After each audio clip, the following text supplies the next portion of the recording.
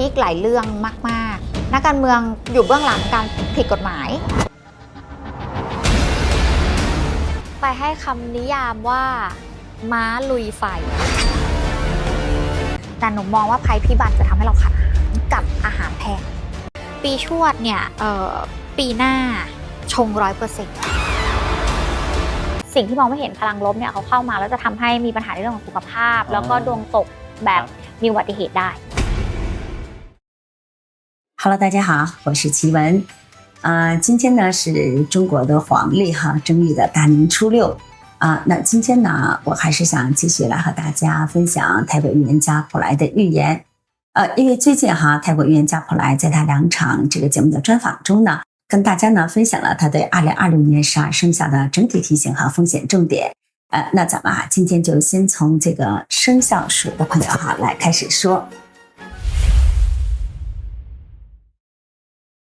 普莱说，就是2026年对这个属鼠的朋友来讲，算是高风险的一年。首先是交通和出行安全，特别是这个水路行程能避就避。如果你出国的话，文件和行程一定要确认好，别抱着先去了再说的心态。再来是财务，要小心遗失或是被偷，甚至要注意身边亲近的人可能出现侵占、偷拿钱财的情况。此外就是今年属鼠的这个朋友呢，压力会特别大比如说家中长辈容易生病，你可能要分心照顾自己的状态呢也容易被拖垮，情绪起伏明显，遇到突发状况呢，先稳住自己再说。除此之外呢，普莱还特别提醒属鼠的朋友，今年呢千万不要乱接触灵界，乱拜鬼神。OK， 好，再来看生肖牛的朋友。普莱说，属牛的朋友的运势呢，要比前2年有明显的好转。工作方面呢尤其明显。如果你之前跟这个上司有摩擦或者在考虑换工作的话呢，那今年最好先观望，情况会慢慢改善。同时这一年也是运势慢慢打开的一年，很适合买车。另外事业上和绿色有关的产业呢，对你特别有利，比如说这个农业养生产品以及大自然相关领域。另外就是这个财运呢也不错，尤其适合黄金或是保值型投资。不过普莱也说属牛的朋友呢，今年呢还是要特别注意安全了，比如说水上活动、长途驾驶和夜间单独开车呢，都要提高警觉。出门前呢一定要检查车况，不要掉以轻心。与此同时普莱还有一个小提醒，就是属牛的朋友今年不太建议全身穿黑色。他认为呢，全黑呢容易把原本可以避开的这个麻烦呢加速吸引过来，也容易和这个看不见的世界产生连接。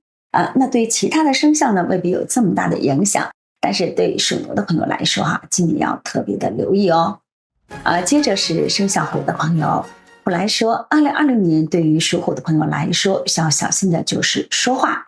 感情上呢，很可能因为一句话呢就出现裂痕，沟通时呢一定要克制，特别是情绪上来的时候。而工作方面呢，普莱说，付出体力就有财运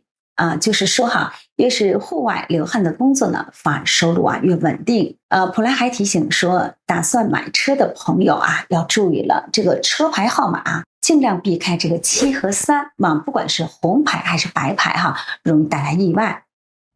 再来是生肖兔的朋友。普莱说，2026年对属兔的朋友来说最大的重点是健康，尤其是心脏和胰脏相关问题。如果说你本身已经有了这个慢性病，或是正面临这个医疗决定，那一定要多咨询几位医生不要草率的做出重大选择。不过好消息是属兔的朋友在这个感情与家庭方面的运势会很旺，工作运呢也算是稳定。如果能从事与大自然相关需要外出移动的工作呢，整体的心情会好很多哦。接着是这个生肖龙的朋友普莱说，属龙的朋友呢，今年的感情与财运都算亮眼，但是这个财富多半来自过去，比如说追回欠款理赔金呢，或是重新启用旧资源。不过他说属龙的朋友呢，今年会特别忙，很多事情都要亲力亲为，属于这个超劳型运势，但结果呢会成功就是整个过程会非常累甚至可能是长期睡眠不足另外就是健康方面要注意胃部问题，也可能因为这个过度劳累而进了医院。普莱提醒属龙的朋友呢，今年一定要补充这个维他命，按时吃饭，不要因为这个忙碌就忽略了身体。接下来呢是生肖蛇的朋友哈。普莱提醒对于属蛇的朋友来说呢，今年要特别注意双腿和意外伤害，比如说靠近轮胎、机械设备时呢要小心容易割伤或跌到骨折。不过工作运呢还是很好的，尤其是需要这个简报提案表达想法的场合只要你愿意多说多分享，金钱呢就会跟着回来。再来看是生肖马的朋友，普莱说2026呢是属马朋友的本命年，冲击大，犯冲高达85%。这一年高风险高压力，但同时机会多，人脉也多，重点是筛选放慢速度。普莱说属马的朋友最容易犯的错呢就是太急了，所以他建议呢，如果你真的要做重大决策至少延后3天到1周，安全度会高很多。此外，这个本命年的特点就是得到多，付出也多。无论是创业或开始新计划呢，都要是亲力亲为，把钱呢交给别人投资呢，很可能血本无归。那如果你自己跑业务、谈合作、执行计划的话呢，成功的几率才会高。另外要特别注意的就是情绪。属马的朋友呢，今年脾气容易冲，说话重，很容易得罪人。还有就是这个睡眠也很重要，别熬夜别过度玩乐或是喝酒什么的否则只会把自己拖垮。接着呢是生肖羊的朋友，普莱说属羊的朋友呢，2026年呢要先照顾好自己的身心。你比如说容易疲劳、没精神、意志力下降先检查一下是不是久坐缺乏运动。他还提醒说，今年在这个投资方面呢要保守，不适合炒股或交给别人操作容易被骗。但好消息是，属羊的朋友今年可能有意外之财，可能来自另一半、儿女，或者突然收到礼物、中奖或是请客。再来看是生肖猴的朋友，来说属猴的朋友呢，今年是离家越远呢，财运越好，出国、外地工作、长时间通勤都有机会带来收入。另外，这个感情运呢也不错。远距离的恋爱或是网络认识的人呢，有机会结为良缘。不过呢，健康方面要注意2件事儿。一个呢是小鱼刺，就是吃小鱼小心呢卡喉咙，牙齿呢也容易崩裂。2呢是耳朵，不要戴这个耳机太久，音量太大，讲电话的时间呢也不要太长，适度用外放。整体来说呢，今年没有什么大灾大难只要自己照顾好自己就好。接着呢是生肖鸡的朋友，普莱说属鸡的朋友呢，今年犯冲大约3到4成，重点呢有2个，意外和说话。意外呢多半是小擦撞小碰撞，反而呢容易化解。真正要小心的是人被暗算被背后动手脚，被第三者介入不只是感情，也包括工作，说话呢也需要注意一下。属鸡的朋友常常说话太直，你觉得呢是好意，对方呢可能会生气，甚至用行动来反击。那普莱提醒说，今年请务必放软语气，很多麻烦呢就能避免了。再来是生肖狗的朋友，普莱说呢，属狗的朋友今年健康最重要，要注意痛风、腿肿、血脂问题，饮食控制，多喝水，可能会有住院或长期吃药的情况。那虽然今年这个工作和财务算是稳定，但容易替别人操心，担心另一半呢、小孩家人呢，事情会反反复复，让你很烦。不过你的心态呢，其实在变强，整体呢反而比以前好。OK 最后咱们来看生肖猪的朋友。普莱说呢，属猪的朋友去年很多卡住的事情呢，今年会慢慢转为顺利。特别是这个贷款或是申请资金，3月之后会比较轻松。如果你想开店或是租店面，也能找到理想位置，也特别适合做这个食物生意，比如说是有汤有面类型的这个食物是最顺了。但普莱说呢，不建议属猪的朋友呢碰这个轮胎汽车黑色系或是路面相关的产业，容易被敲竹杠或是投资失利。如果做餐饮的话呢，菜肴走这个清爽路线会比较好，太重太黑的就不利运势。去年的12月5号，普莱在接受这个泰国节目访问时呢，就曾提醒大家说，这个2026年的上半年大家最好呢暂时避免前往字母 HJT 开头的国家。那如果是带小孩子、家人出入的话呢，他建议能缓就缓，因为就连那些国家的人他们自己都格外谨慎。ย้ำอีกครั้งประเทศไหนบ้างครับ HJT HJT น่าจะพอเดาๆกันได้。不过到了今年的1月2号呢，普莱又更新其说法。他在接受这个香港网台主持人范晓雯访问时呢，特别说明，之前提到的 HJT 呢，其实是指去年的情况。那至于2026年呢，需要特别留意的会是字母 JITP 这4个国家。那同时，普莱呢也公布了今年最危险以及相对适合出行的月份。他说，2026年全年最麻烦的时段呢是5月、6月和7月。这3个月呢，容易出现各种大小灾难或突发意外。如果行程可以自己安排的话，那你尽量避开这段期间出国，尤其是前往他点名的这个 JITP 4国。另外就是普莱还提到，3月和12月呢是2026年整体最好的月份，不管是做重大决定还是安排旅行呢，都相对平稳。那普莱也在这个节目中多次强调，他并不是呢叫大家完全不要去这个 JITP 4国，只是提醒大家呢提高警觉。那如果你真的要去至少避开高风险月份，行程安排保守一点，安全第一。在12月5号的一场节目中呢，普莱提到很多人说呢，2026年呢是火马年，但是呢，在他看来呢，那不是一匹普通的火马，而是一匹冲进火里奔跑的马。什么意思呢就是说这一年一定会受伤，会吃苦，但不是走向毁灭，而是在极度挣扎之后呢，还能活着跑出来，只是这个过程会很痛。而让普莱真正感到不安的就是2026年灾难的密集出现。在访谈中呢，主持人有直接问到他，ปีหน้ามันจะน่าเป็นห่วงมากเลยเหรอ หนักกว่านี้ค่ะ อุ๊ยปลาย แยกไม่ถูกเพราะมันมาใกล้กัน คือใช้คำว่าแล้วก็ตอนนี้หนูเริ่มมีความสับสนกับการแยกคำว่าไฟที่มาจากปุ้งป้างปุ้งป้างกับไฟที่ระเบิดตุ้มจากอุบัติเหตุ普莱说，他看到的火已经不只是单纯的火灾，而是2个大国之间的冲突对抗虽然这个距离离泰国很远，但影响呢会一路扩散过来。普莱呢还特别提到一个重要的时间概念，他说2026年呢是通往2027年的过渡年，而2027年呢才是真正的火之年。在进入这个极端时间之前呢，大自然呢会先进行一种平衡，结果就是水与火呢会同时出现，也会同时增加。另外在另一场的节目Thai Ras Talk 中呢，特别提醒说那接近新年的时候呢，要特别小心爆炸事件。เขาบอกว่าระวังเรื่องของการระเบิดซะมากกว่าคล้ายกับพลุแต่ไม่ใช่การเฉลิมฉลองนั่นใช้คำนี้คลังแสงดิ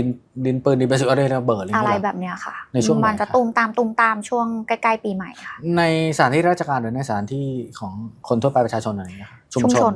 ระวังเยอะๆเยอะไหมคะความเสียหายหลายที่ค่ะ那么咱们刚刚聊到的这些呢，都是地表上的火了。那接下来要说的是藏在地下的地震。当主持人问到普莱说明年的泰国会不会再次出现像2025年初那样的地震呢？普莱的回答呢相对保守，他说比较像余震而不是主震，也就是说震动呢还会有，曼谷依然可能出现高楼摇晃，但在这个没有其他因素介入的前提下未必会出现大规模倒塌。那大家还有没有注意到他这句话的重点说的是什么？没错，就是前提是没有其他因素介入。那紧接着呢，他说自己看到了一个惊人画面，การตุ้ร่วงมละควันใช่หรือเป็นลูกไฟหรืออุ้ยลูกไฟยังไงวิตึมหรือไฟร่วงจากฟ้าไม่ใช่ไฟล่วงจากฟ้าหรือการวางไฟไว้ข้ามมาแต่ทำไมมันไกลจัง ไกลนะข้ามมาจากตรงไหนเนี่ย ตอนนี้เห็นอยู่2 จุดนะ อ่า แต่ไม่กล้าพูด普莱呢不敢说这个来源，他只是比划了2个位置，说中间的这个地方呢会出现火球，但他认为更可怕的是在泰国北部边界那是一个历史上冲突不断的地方，目前这是暂时沉寂。他说呢，那里存在一个诅咒，一旦出事影响会非常大。普莱还提醒说，今年跟明年呢，很多灾难的背后其实都有人为因素。所以2026年一定要特别小心。那么在另一场的访谈中呢，普莱还补充了一个更关键的讯息。他说，从他接收到的讯息来看呢，2027年地震会更多，但其中的一部分呢，并不是单纯的板块运动，而是某些国家在海上、在海底进行的武器实验和演习，甚至呢，刻意选在本来就已经不稳定的这个裂痕区域。在他看来呢，这已经不是单纯的一个演习了，更像是在刻意的秀实力。问题在于当这类行为发生在地质本就脆弱的地方连锁反应呢就不再只停留在地下了。当地下开始震动之后呢，那接下来浮现呢将是一个全世界都躲不掉的关键词，那就是水灾。普莱说，2026年呢是一个雨水过多的一年，那多到什么程度呢？他说就像是天漏了一样，雨会下得非常非常的多，多到某些地区会变成风暴反复经过的固定通道。他形容的说，这就像是地球的中心点发生了偏移，也就是说全球的气候结构正在改变。紧接着呢，普莱提到了一件他最不愿意说出口的事儿——空难。普莱说，2026年呢还会发生一起很可怕的飞机事故。他看见过一个飞机失事的画面，也知道事故呢可能会造成伤亡，但是呢他不敢说出这是在哪个国家、什么时间发生的，只能提醒大家说你要搭飞机前呢，请一定要检查这个航空公司资讯。ปีหน้านี้การสูญเสียจะเยอะไหมครับใช่ได้ใช่ได้ อันนี้คือไม่รู้ประเทศไหนนะขอให้ไม่เกิดไม่รู้ขอให้ไม่มีขอให้เป็นความฝันคิดเองมโนเองช่วงครึ่งปีแรกหรือว่าหลังจากนั้นไม่รู้ไม่กล้าพูดเลย那么在1月6号泰国 Q 扫的 TV 节目中，普莱是这样说的3 เดือนนี้ก็พีคมากพีคหลายเรื่องมากๆหลายเรื่องในที่นี้มีทั้งเรื่องหนึ่งนักการเมืองอยู่เบื้องหลังการผิดกฎหมายอาจจะไม่ใช่คนนั้นนะอาจจะเป็นคนอื่นอีกมีคนใหม่ขึ้นมามีคนใหม่มาซึ่งอาจจะเป็นก็โยงไปโยงมา接着呢，普莱提到一个字母 M 这个地方，也就是缅甸，可能牵涉到军事行动、军方介入，甚至后续的谈判。但重点是普莱说整个这件事都和中国有关。ซึ่งไม่แน่ใจเรื่องของการที่มีเรื่องคนจีนหรือจีนเทาหรือมีการที่ช่วยเหลือคนที่มีชื่อเสียงที่ถูกล่อไปหรืออะไรเราไม่รู้แต่ว่ามันจะมีเรื่องนี้เกิดขึ้นมาก่อนแล้วพอเกิดเหตุปุ๊บช่วยได้ช่วยไม่ได้คุยกันไม่คุยกันน่าจะเป็นเรื่องแบบนี้ที่มาทำให้เกี่ยวกับการเมืองด้วย那从普莱的描述来看这是不是把人命当作谈判交易的筹码更令人震惊的是，普莱接着还提到了器官贩卖。ข่าวที่มันมีเหมือนแบบล่อคนมาแล้วมาขายไม่ใช่มาขายมาเอาอวัยวะออกอะค่ะมันจะกลับมาอีกแล้วมันจะมาเส้นทางของตัวเอ็มนี่แหละแล้วมันผ่านบ้านเราไปอะมันกลับขึ้นมาอีกแล้วมันเกี่ยวข้องกับจีนซึ่งไม่แน่แหละว่าจีนมาทำธุรกิจหรือจีนมาทำอะไรแต่คำว่าธุรกิจที่ท่านบอกก็คือสีดำกับสีเทา所以普莱就反复的提醒说，边境管控一定要提前做好。出入境这个制度、文件签署等等都必须在灾难发生前先搞清楚，因为这一旦事情真的发生，再处理的话就来不及了。因为在他看来呢，这件事在2020年的前3个月是非常重要的。而接下来呢，普莱呢还谈到一场非常关键的战争。他说会看到军事演习、军舰出动、空域动作，但整个的局势走向都取决于西国家。而对周边国家来说呢，如果站错队后果可能会很惨，因为这已经是国家层级的生存选择。普莱还强调说，所有的这些事情都集中在今年的年初，也就是1月、2月、3月这段期间。ซึ่ง C กับ T เนี่ยน่าจะตีกันอยู่แล้วแต่ตีกันเนี่ยตีเป็นเรื่องเวลาหรือแค่ขู่อันนี้เกี่ยวข้องกับไทยและเกี่ยวข้องกับการเลือกฝั่งด้วยว่าถ้าสมมติ ฝั่งทรัมป์โอเคกับเราปุ๊บทีนี้เราน่าจะซวยต่อก็กระทบหมดทุกอย่างเลยค่ะ 另外，普莱还说，2026年会是一个争夺主权的年份。 มันปีหน้ามันเป็นเรื่องของความต้องการแข่งกันเป็นใหญ่ ประเทศเดียว จะใช้คำว่าอย่างเงี้ยประเทศคอมอ่ะ จะโดดเด่นและชัดเจน หรือการบริหารการปกครองที่เกี่ยวกับชั้นเป็นใหญ่อะจะขึ้นมาชัดเจนมากขึ้น หรือประเทศทั่วไปอะแล้วพยายามดึงตัวเองให้มาเป็นใหญ่ หรือพยายามคุมบังเหียนทุกสิ่งทุกอย่าง พวกเนี้ยจะโดดเด่นขึ้นมา เพราะฉะนั้นมันจะกลายเป็นเรื่องของการทหาร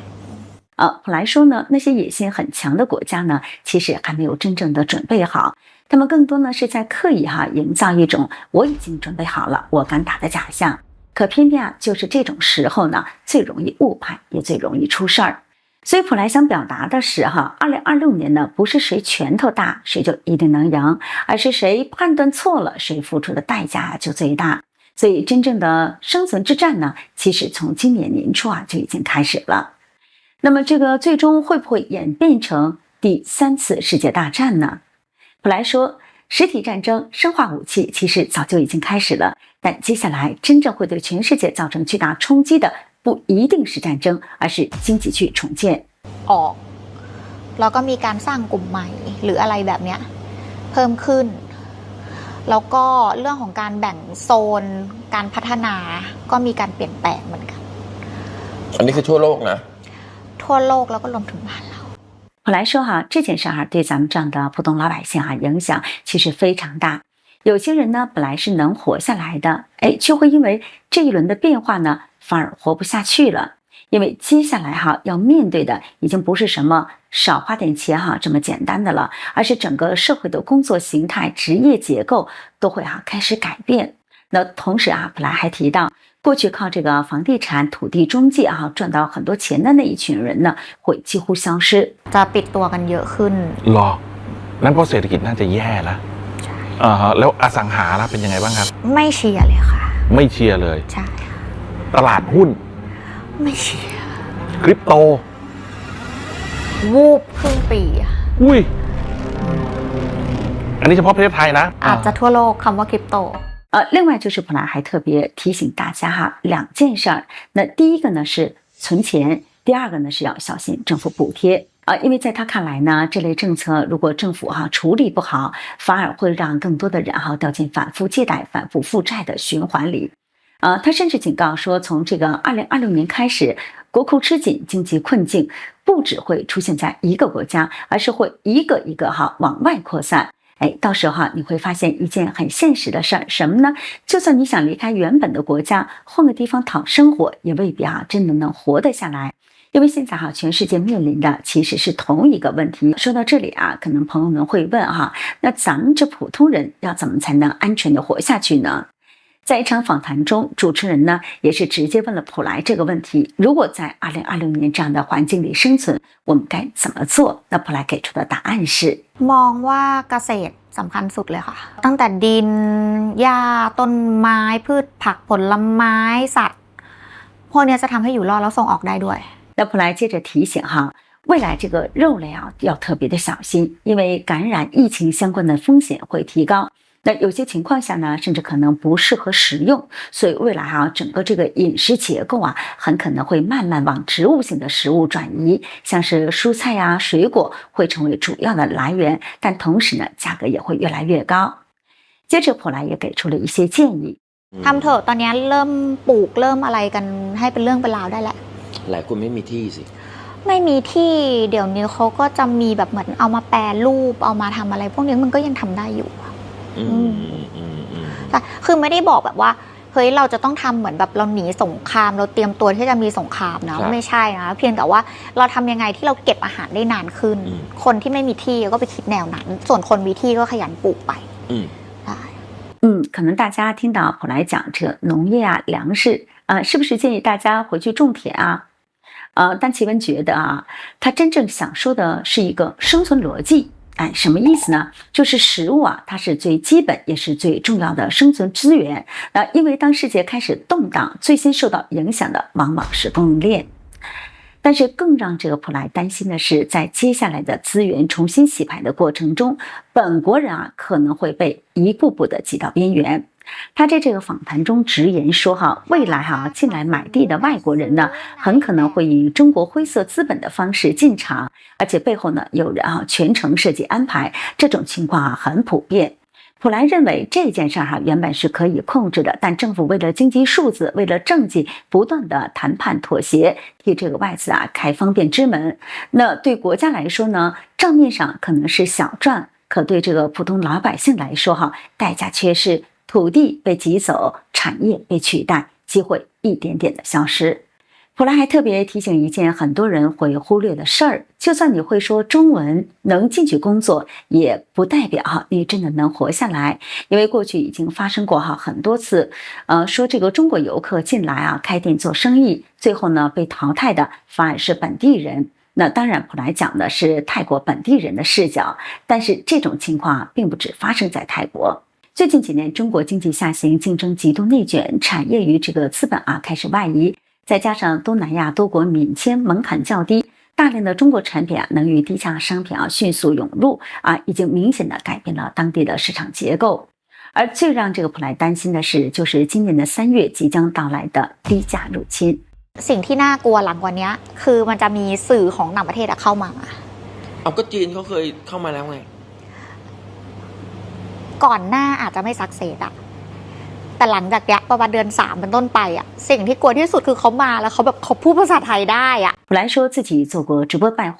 所以很清楚，一旦这些平台回来了，而且语言、货源、行销全都准备好，本地的商家几乎是没有任何防守的机会。而这场冲击呢，说到底不只是商业竞争，更是一场人性的考验。商品越便宜，诱惑越大。如果能直接跟源头买，谁不想呢？所以接下来发生的不只是价格战，而是一场消费者的认知战。คุณภาพคือดีเวอร์งงอะไรอย่างเงี้ยสมมุติแบบเราไลฟ์สดกันเครื่องสำอางเราต้องแบบ100 กว่าบาทเขามาแบบ15 บาทเฮ้ยยี่ห้อเดียวกันเป๊ะสีติดทนกว่าทำไมอย่างนั้นเราเปิดช็อปรอกันเลยไหมล่ะ2 คนเขาไม่มีมอก.ถูกต้องนั่นแหละคือสิ่งที่เขาเสียเปรียบแต่ปัญหาคือเราต้องมีการรับรู้ของเรากันเองว่าเราจะปลอดภัยไหมถ้าเราไปซื้อเขาอันนี้คือเตือนกันเองนะซึ่งเรื่องนี้ผมเคยคุยกับ那接着呢，普莱也分享了他自己的一个亲身经历。ได้เป่าผมที่เจอกับตัวมาแล้วค่ะเป็นไงก็ซื้อมาแหละอันละประมาณ15 หยวนโอ้โหผมยังไม่ทันแห้งแค่เสียบปลั๊กจริงเหรอมันแตกแต่มันเป็นท้องเสียเลยนะแตกอยู่ในห้องน้ำจบเลยค่ะถอดปลั๊กออกนึกว่าจะตายในห้องน้ำแล้ววันนั้นโอ้ฉันเป็นหมอปลาฉันจะตายด้วยการที่ถูกไดช็อตไม่ได้ปล่อยทิ้งไว้ตรงนั้นเดินเอาผ้าขนหนูโปะเดินออกมาบอกไม่ซื้ออีกแล้วแค่15 หยวนเองมันไม่รอดมันไม่รอดคือมันไม่รอดจริงๆ不过呢普莱接下来点出一个比商品安全更可怕也更直接威胁人身安全的问题，诈骗。当这个主持人问到他说现在诈骗还很严重吗，普莱说很严重，而且今年这一波呢会扩散到更多产业，规模也更大。มันจะมากขึ้นกว่าเดิมเหรอคะทุกวันนี้เรากำลังทำให้มันน้อยลงนะคะน่าจะนักกว่าเดิมนะคะรูปแบบที่มาเพราะว่าคราวที่แล้วต่อมาจะเป็นเรื่องของด้านการศึกษาค่ะอย่างเช่นการเรียนออนไลน์การส่งไปต่างประเทศหรือการที่จะเปลี่ยนซิติเซนพวกนี้ก็ถือว่าเป็นสแกมเมอร์เหมือนกันมาในรูปแบบใหม่ๆขึ้นเรื่อยๆนะเราต้องรู้ให้เท่าทันเราต้องรู้ให้เท่าทัน在去年12月1号的 Thai Rats Talk 节目中，主持人呢也问了普莱一个大家心里都想知道的问题，说现在这个泰国与柬埔寨边境封关了，那么那些诈骗园区真的会被彻底清除吗？还是说他们只是换个地方继续作恶呢？那普莱的回答非常直接了，หรือว่ามันจะไปแล้วไม่อยู่ตรงนี้ก็ไปอยู่ตรงอื่นมีแน่ไม่อยู่ในตึกก็ย้ายเข้าบ้าน当然普莱也是质疑这件事官方真的有在认真处理吗？คือหนูมองว่าเรื่องพวกนี้ค่ะผลสุดท้ายแล้วคนที่โดนโทษที่สุดก็คือประชาชนที่เสียรู้เขาก็จะมองตีมุมกลับมาทางนี้อยู่ดีแค่ไม่รับแล้วระวังก็จบไหมเราพูดยาก当主持人问普莱2026年的疫情会很可怕吗？那普莱啊没有用病毒啊，也没有说是传染病，他只用了3个字来形容新东西，而这3个字呢，其实才是整个2026预言里最明显的字眼。ใช้คำว่าของใหม่ นี่ตกใจมาอีก ขอ แล้ ง วเห ให รอ ม่ของใหม่ที่ผสมกับโลกโบราณผสมกัน อืม ปี70 71 73ดอกจันเอาไว้มากกว่าปี69普莱强调说，2026年啊，很可能只是开始，那真正需要高度警惕的是后面的几年。那至于会不会重演5、6年前的那种全球性疫情呢？普莱说，可能是另一种类型，那不一定啊会发展到全面封城，所有人都不能出门的程度，但你会看到非常可怕的画面，因为它不是一次性的大爆发，而是像花瓣掉落、树叶大量凋零一样，人呢会一批批的死去。而且这个呢不是病，而且这个病呢不一定是全球同步，而是先集中在某些地区、某些国家发生。那这种病啊究竟是怎么来的呢？ เป็นโรคที่มาจากสัตว์หรือเป็นโรคที่เพาะมาจากห้องทดลองค่ะที่หลุดมา ผสมค่ะโลกผสม โอ้ย แล้ว เพราะฉะนั้นก็น่าจะ เพราะฉะนั้นมันก็แอดวานซ์ขึ้น ใช่ค่ะ เป็นโรคที่มาจากธรรมชาติหรือจากห้องทดลองเป็นโรคที่ผสมห้องทดลองเพราะผสมกันแล้ว ผสมมาเขาว่าอย่างนั้นนะ ท่านว่าอย่างนั้น ท่านว่าอย่างนั้น 普莱在这个访谈中啊，反复啊提到了一个关键概念。他说，这是一种混合型的疾病，古老的病呢与人为实验的成分已经混在一起了。那当主持人再次追问到，那这种病会透过什么方式传播呢？普莱呢，他并没有正面的回应，只是说了2个词。 โน้เห็นคำว่าเหมือนวันกับการโลกโบราณ2อันเนี่ย วัณโรคกับกาลาโรคผสมกันอาการทำไมแบบนั้นจะตายเป็นเบื่อ ก็เป็นเบื่อในฝั่งนั้นเลยค่ะ 在另一档节目的 Six Sense Talk 中，主持人问普莱：“2026年啊，会不会有战争？”普莱很肯定地说：“一定有，但不是你想象中的那种。”他说：“2026年的战争会分成2种，一种是看得见的战争，另一种呢才是真正危险的，他称之为隐性的战争。”所谓这个隐性战争呢，指的不是坦克、飞弹，而是生物战、生物武器。而且呢，不是一次性全面释放，而是试验性的、局部性的释放。所以短时间内呢，你可能看不到像过去那样全面封国的画面，但是呢，你会开始发现哈，越来越多的人得了那些说不清楚、查不出原因的怪病。当主持人追问那这些疾病是不是源自泰国境内时，普莱回答说是从外面带进来的。 ซึ่งการทดลองนี้เนี่ยเป็นของบ้านเราเอง หรือเป็นของข้างนอกแล้วเขาเอามาทดลองในไทย ข้างนอกปล่อยมา ข้างในคือโดนคนข้างนอกเนี่ยขึ้นเครื่องเข้ามา คนข้างนอกขึ้นเครื่อง ใช่ แล้วเอามาปล่อยในบ้านเราเนี่ยหรอ โดยที่เขาอาจจะไม่รู้ตัวเนี่ยค่ะ เหมือนของพวกนี้ติดมา ใช่ แล้วก็มาเผยแพร่ในประเทศไทย ค่ะ มาแพร่เชื้ออยู่ในประเทศไทยอย่างเงี้ย อาจ หรอ จะเป็นไข้หวัดใหญ่ ธรรมดา แต่ว่าทำไมมันรักษาไม่หายสักที อาจจะแบบท้องเสียหนักกว่าเดิมอะไรอย่างเงี้ยค่ะ คิดว่ามันจะมาจากโซนไหน อาหรับกับโซนรัสเซีย 但是普莱也提醒大家不用恐慌。那他的这些话呢，不是为了制造恐惧，而是提醒那些有职责的人呢，知道该提前防范。在这个访谈中呢，普莱也再次说清楚自己的立场，他不是什么算命师，也不是什么占星师，他形容自己只是一个翻译讯息的人，把从灵界接收到的提醒如实转达。他说呢，自己的职责呢只有一个。就是让人知道这个因果呀、善天堂与地狱都是真实存在的。好了，说完了。如果大家喜欢奇闻的节目呢，就请点赞、订阅、转发，也算是鼓励一下奇闻。那我们就下次节目再见喽。